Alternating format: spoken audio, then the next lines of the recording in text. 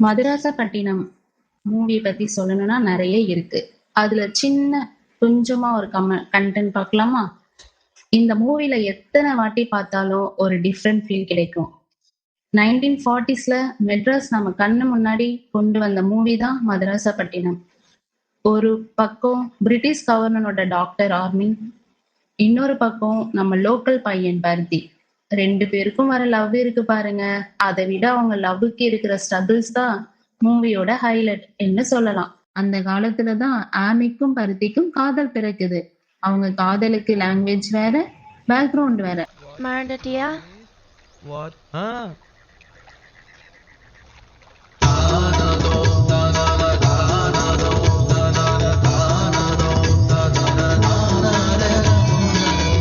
ஏன் சொல்ல போனா கண்ட்ரியும் வேற.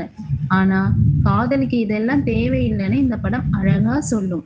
பருத்தியோட இன்னசென்ட் லவ்வும் ஆமியோட அந்த கியூட் எக்ஸ்பிரஷன்ஸும் 2 பேரும் சேர்ந்து வர ஒவ்வொரு சீனும் ஒரு பழைய காதல் கடிதம் மாதிரி இருக்கும். ஆனா இந்த காதலுக்கு ஒரு மிக பிரச்சனை என்ன தெரியுமா? ஆமி இந்தியா விட்டு போக வேண்டிய சூழ்நிலை. அந்த ஒரு பிரிவு தான் இந்த கதையோட ஒரு மிகப்பெரிய வலி.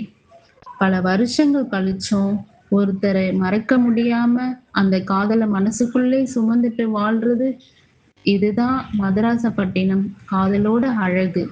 காதல் என்றால் சேர்ந்து வாழ்வது மட்டும் இல்ல, சேர முடியாத நேரத்திலும் ஒருத்தரை மறக்காமல் இருப்பதும் காதல்தான். இந்த மூவியை பார்த்தவங்களுக்கு பருத்தியம் ஆம் காதல் இன்னும் நினைவுல இருக்கா? கமெண்ட் பண்ணுங்க. என்னாச்சுங்க? தூக்கு. Bunny, you